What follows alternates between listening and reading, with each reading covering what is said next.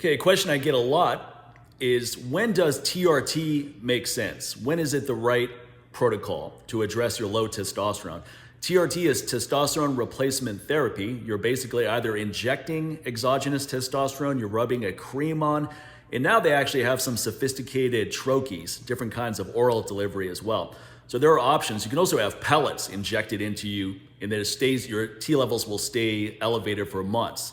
So there's about 4 options of testosterone replacement therapy.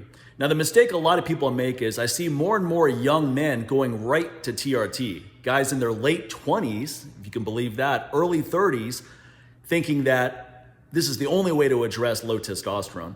TRT is the best option when it's the only option. The most effective thing you can do is keep your natural production as high as possible. And when that no longer works, when protocols to keep your natural production at a high level are no longer effective, then TRT makes the most sense. Before TRT, using a fertility drug such as Clomid, Dr. Mark Gordon uses that a lot with his patients. I use Clomid myself. I cycle it with my testosterone booster. Clomid is incredible, 50 milligrams every 3rd day or 3 times a week. That can double your testosterone. And again, this is your own production. So you're not shutting down your own production, you're just augmenting it. My testosterone booster works in a similar manner to Clomid. It's not as strong as Clomid for me, although many of my customers get just as effective results with my T booster as Clomid. So you have to try it to see if it works for you.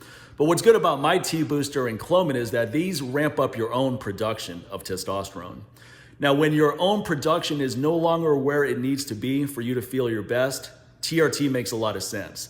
But the first thing you should do is get your sleep dialed in, your nutrition dialed in, get your stress managed. And then if none of that is to any avail, then TRT makes sense. TRT is also useful if you're going through a really stressful period. Death of a loved one, financial stress, emotional stress, whatever's going on. So now your testosterone levels can go down to almost 0 if you have enough stress. And the TRT will ramp it up into a good range regardless of what's going on in your life. And that can help you get through that really stressful period. So there are sophisticated ways to use these things. It's just that I don't think it should be the first step when you're looking at addressing low testosterone, especially for any man below the age of 40.